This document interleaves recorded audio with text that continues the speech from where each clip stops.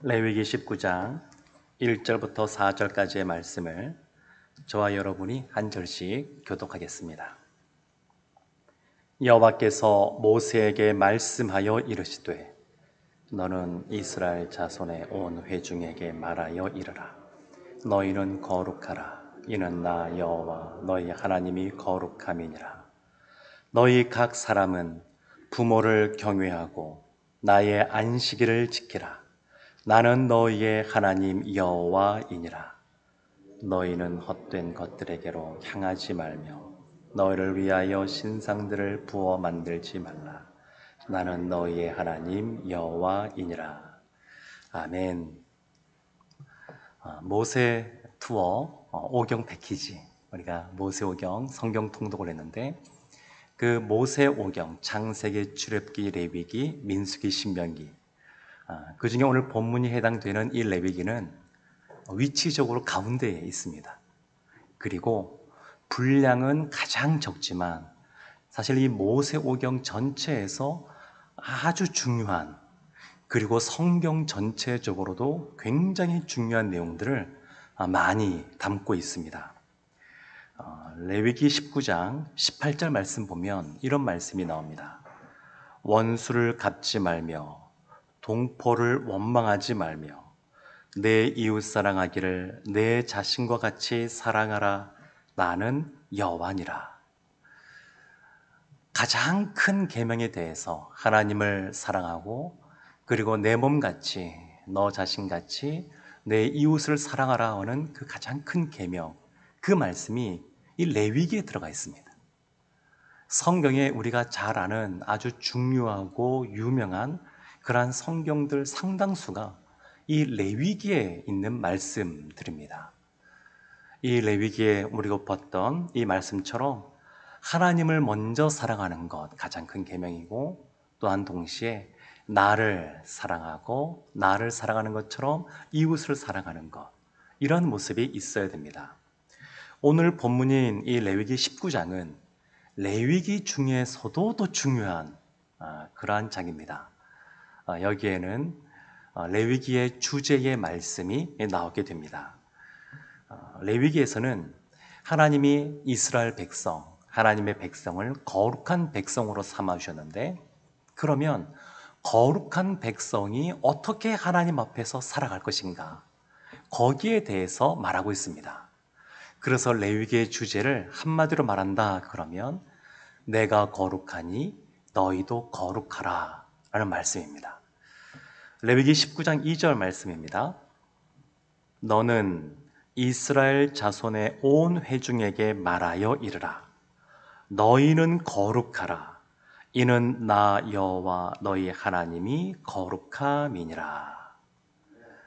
내가 거룩하니 너희도 거룩하라. 이 레위기 19장에는 이것뿐만 아니라 십계명에 대한 내용이 재해석되어져 있습니다. 그러니까 십계명이 출애굽기와 신명기에만 나오는 것이 아니라 이 레위기 19장에도 우리의 일상의 삶과 연관하여서 보다 구체적으로 이것을 재해석해서 우리에게 말씀하고 있습니다.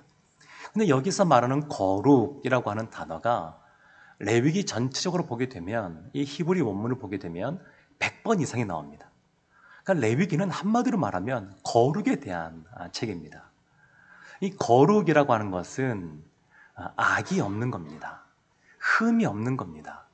악이나 흠으로부터 완전히 구별되어 있는 것, 그것을 거룩이라고 이렇게 말합니다. 출애굽기는 하나님이 하나님의 자녀들, 하나님의 백성을 어디에서부터 건져냈는지,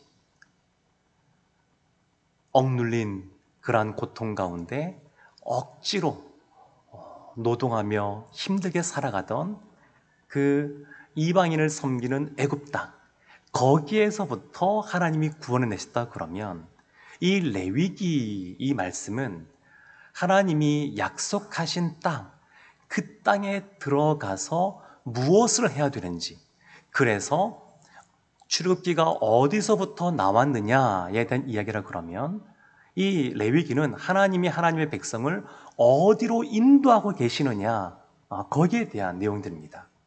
하나님이 어디로 인도하고 계시냐면 하나님께서는 하나님의 임재가 충만한 곳으로 하나님의 백성들이 하나님과 함께 동행하며 임마누엘의 하나님을 경험하는 곳으로 하나님께서 이끌고 계십니다. 언제부턴가 우리 그 말을 좀 줄여서 쓰는 경향들이 있는데 그 중에 하나가 꾸안꾸라는 말이 있습니다. 꾸민 듯 안 꾸민, 네. 꾸민 듯 안 꾸민 그런 뜻으로 꾸안꾸 그렇게 말하는데 마치 그와 같은 겁니다.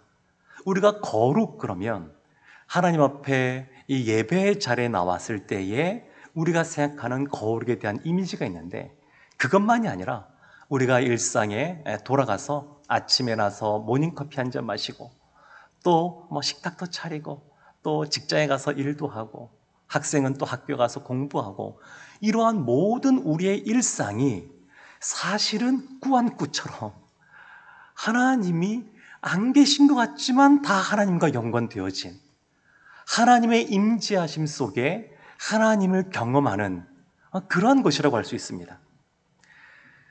레위기의 말씀 보게 되면 참 율법의 말씀들이 참 많이 나오는데 그 율법의 대부분이 다 우리의 일상과 관련된 것들입니다.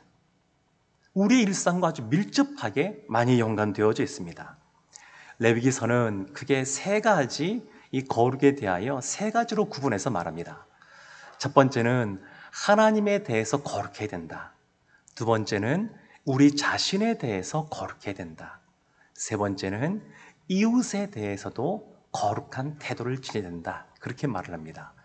십계명도 보면 하나님에 대한 내용과 자기 자신, 우리에 대한 내용과 또 이웃에 대한 내용으로 구분해 볼 수 있는 것처럼 이 레위기도 보면 하나님에 대한 거룩은 예배를 통하여 우리가 경험할 수 있는 것이고 우리 자신에 대한 거룩은 정결법이라고 주어져서 그 정결하고 성결한 것을 통하여 우리가 유지할 수 있고 이웃에 대한 거룩은 나누고 섬기는 걸 통하여 거룩함을 유지할 수 있다라고 이 레위기가 말합니다. 하나님의 거룩과 관련하여서 레위기 1장부터 10장까지 그 내용이 나오는데 우리가 아는 5가지 5대 제사 이런 것들이 여기 나옵니다. 번제 그런 것은 모든 것을 다 불살라 함께 드리는 거니까 헌신의 의미가 있고 곡식을 드리는 소제 같은 경우에는 노동의 열매를 하나님께 드린다 그런 의미가 있습니다.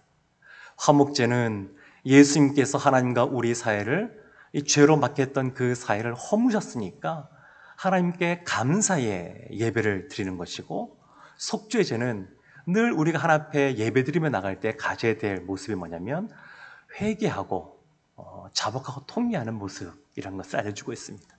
속건제는 이웃에게 피해를 끼쳤을 경우에 배상하는 것과 관련돼서 말하고 있습니다. 이런 것들이 하나님의 거룩과 관련된 내용들입니다.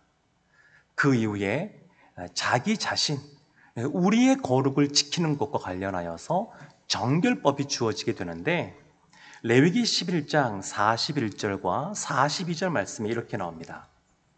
땅에 기어다니는 모든 길짐승은 가증한즉 먹지 못할지니 곧 땅에 기어다니는 모든 기는 것 중에 배로 밀어 다니는 것이나 내 발로 걷는 것이나 여러 발을 가진 것이라 너희가 먹지 말지니 이것들은 가증함이니라. 우리가 흔히 잘 알고 있는 음식법이라고 있습니다. 이것은 먹고 이것은 먹지 말고. 그런 이런 것들은 그냥 아무렇게나 제정된 것도 아니고 또 이렇게 지키면 몸이 건강해지니까 지키라고 말하는 것도 아닙니다. 이런 음식 같은 그러한 정결법들은 이와 같이 음식을 구별하면서 하나님이 이와 같이 이것을 구별하라 라고 말씀하셨던 것을 기억하는 겁니다. 하나님을 상기시키는 것들입니다. 그러니까 이와 같은 거룩한 것들을 행하기 위하여 지키는 이러한 것들은 율법 하나하나는 결국 하나님을 향하게 되어 있습니다. 이러한 거룩한 일상의 삶들을 통하여 결국 하나님을 드러내는 겁니다. 하나님이 드러나게 합니다. 우리의 그런 일상이. 그리고 또 보면 이 출산 관리와 관련하여서도 거룩하게 그것을 하면서 산모의 건강을 지켜주어라 그렇게 말합니다. 어제 우리 교회도 사내 아이가 또 한 명이 또 귀한 생명이 태어났는데 그 태어났을 때에 그 산모를 어떻게 건강을 유지시켜 줄 수 있는지 이런 아주 자세한 내용들이 성경에 기록되어 있습니다. 또 보면 피부병, 악성 피부병 여기에 대해서도 말을 하는데 이스라엘 보게 되면 더운 지방 아니겠습니까? 그러니까 땀이 흘리고 또 지저분하면 몸이 상할 수도 있고 우리의 몸은 거룩한 성전이라고 말하니까 그것을 정결하게 해라, 깨끗하게 해라 이런 규례들이 있습니다. 또 유출병 나오는데 이 유출병 같은 경우에는 성병이라고 할 수 있습니다. 거룩한 성생활에 대해서 하나님이 이렇게 저렇게 해라 이렇게 분명하게 말씀하고 있습니다. 하나님에 대한 것뿐만 아니라 우리 자신에 대한 것뿐만 아니라 이웃에 대한 그러한 거룩함에 대해서도 말하고 있습니다. 레위기 19장 9절과 10절 말씀 보면 이삭 축제에 대해서 이렇게 말합니다. 너희가 너희의 땅에서 곡식을 거둘 때는 너는 밭 모퉁이까지 다 거두지 말고 내 떨어진 이삭도 줍지 말며 내 포도원의 열매를 다 따지 말며 내 포도원에 떨어진 열매도 줍지 말고 가난한 사람과 거류민을 위하여 버려두라. 나는 너희의 하나님 여호와이니라. 룻기서 말씀 보게 되면 이 룻이 보아스 밭에 가서 이삭을 줍게 됩니다. 그런데 이러한 이삭 줍기는 자선과는 다른 겁니다. 자선은 그냥 베푸는 건데 이삭 줍기는 그것이 아닙니다. 가난한 사람, 궁핍한 사람을 돕는 것은 똑같지만 그러나 그 도움을 받는 사람이 땀 흘려 수고하여 일하게 하는 것이 이삭 줍기입니다. 그러니까 자선과는 차이가 있는 겁니다. 크리스찬 우리 실업가들 있지 않습니까? 자주장사 루디아처럼 크리스찬 우리 기독교인이면서 사업하시는 분들이 있는데 그 사업하시는 분들이 추구해야 될 방향 중에 하나가 뭐냐면 이 땅 가운데 살아가고 있는 우리 민족 가운데 가난하고 헐벗고 힘들게 살아가는 사람이 있다 그러면 그 사람에게 일자리를 창출해 주는 겁니다. 그냥 단순히 도와주는 것이 아니라 그 사람이 땀 흘리고 그리고 보람을 느끼고 그것 때문에 먹고 살아가고 유익을 얻을 수 있도록 많은 일자리들을 창출해 주는 겁니다. 그래서 우리 안에도 그런 분들이 많이 나왔으면 좋겠습니다. 그냥 단순히 도와주는 것이 아닙니다. 물론 한계는 있습니다. 이삭 줍기 할 때도 보면 모든 가난한 과부들이 다 그 밭에 와서 죽을 수가 없습니다. 할 수 있는 범위는 있습니다. 그래서 우리에게 주어진 또 우리에게 맡겨진 사람들 그들에게 우리가 할 수 있는 것들을 베푸는 겁니다. 근데 이와 같이 하다 보게 되면 일단은 자기 자신에게 유익이 되기도 합니다. 우리가 어떤 경제 활동을 할 때 직장 생활도 그렇고 사업도 그렇고 공부하는 것도 마찬가지고요. 그런 걸 보게 되면 자신에게 유익이 될 때 거기에서 강한 동기가 발생이 됩니다. 이것은 나쁜 것이 아닙니다. 일도 나쁜 것이 아니고 돈도 나쁜 것이 아니고 그리고 자신의 유익이 되기 위하여 열심히 하는 건 나쁜 것이 아닙니다. 그것이 일단 우리에게 동기가 되어지는 것처럼 너 내 몸같이 이웃을 사랑하라 말씀하신 것처럼 다른 사람을 섬기는 것도 그와 같은 동기로 하라는 겁니다. 나의 유익을 위하여 열심히 일하는 것처럼 다른 사람을 섬기기 위하여 열심히 일하는 겁니다. 만약에 하루는 자기 자신을 위해서 일하고 그 다음 날은 이웃을 위해서 일하고 그 다음 날은 하나님을 위해서 일하고 이렇게 일한다 그러면 일을 할 수가 없습니다. 그런데 우리가 어떤 일을 우리의 유익을 위하여 행하지만 그것이 다른 사람에게도 이득이 되는 것이고 동시에 그것이 하나님에게 기쁨이 되는 그런 일을 하라는 겁니다. 행복한 나눔 가게가 있는데 거기 보면 마트처럼 아주 다양한 물건이 많지는 않습니다. 그러나 필요한 물건, 아주 저렴하게 구입할 수 있는 것들이 있는데 그것을 가서 나의 필요를 위하여 그것을 산다라고 할 때에 그 보면 설탕을 팔거든요. 공정 설탕을 파는데, 공정미역 설탕을 파는데 그것을 몸에 좋은 각설탕을 사는데 그것이 나에게 필요하고 가격도 저렴하고 나에게 유익입니다. 기꺼이 거기를 찾아가서 그걸 산다 그러면 그것이 이웃에게도 이익이 됩니다. 그것을 만든 사람, 또 그 수익금으로 이웃에게 나누어 주고 베풀어 주니까 이익이 됩니다. 그리고 이것이 하나님께도 기쁨이 되는 것처럼 선생님이 학교에서 월급을 받으면서 일하지만 그 가르치는 행위가 학생들에게 이 월급에 못지않은 아니면 그 이상의 지식을 전달하는 것처럼 나에게 유익이 될 뿐만 아니라 이웃에게도 유익이 되고 그리고 하나님께도 기쁨이 되는 그러한 일, 그러한 일상을 살아가라 이렇게 말하고 있는 겁니다. 레위기 19장 11절과 12절 말씀에서 이렇게 말합니다. 너희는 도둑질하지 말며 속이지 말며 서로 거짓말하지 말며 너희는 내 이름으로 거짓 맹세함으로 내 하나님의 이름을 욕되게 하지 말라. 나는 여호와이니라. 서로 거짓말하지 말라 그럽니다. 우리가 거룩한 그러한 행위들을 해가는 것은 단순히 그것이 목적이 아닙니다. 그냥 거짓말하지 않는 것, 그것이 목적이 아니라 뒤에 보면 내 하나님의 이름을 욕되게 하지 말라. 나는 여호와이니라. 하나님을 기억하고 하나님을 나타내는 겁니다. 우리가 서로 거짓말하지 않고 정직하게 행하는 것, 그것이 하나님을 드러내는 겁니다. 사업하다 보게 되면 계약을 체결하기도 하는데 그럴 때에 협상하고 할 때 이런 것이 참 어려움이 되기도 합니다. 협상할 때 내가 갖고 있는 카드, 우리가 갖고 있는 카드를 처음부터 다 꺼내 들면 협상하기가 어렵습니다. 그런데 이것을 또 거짓말로 말아도 이 말씀에 걸리는 것이 있습니다. 그래서 아주 지혜롭게 말하는 것이 필요합니다.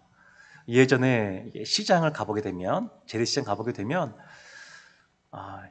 미치고 파는 거예요 이렇게 말씀하시는 분들이 계십니다.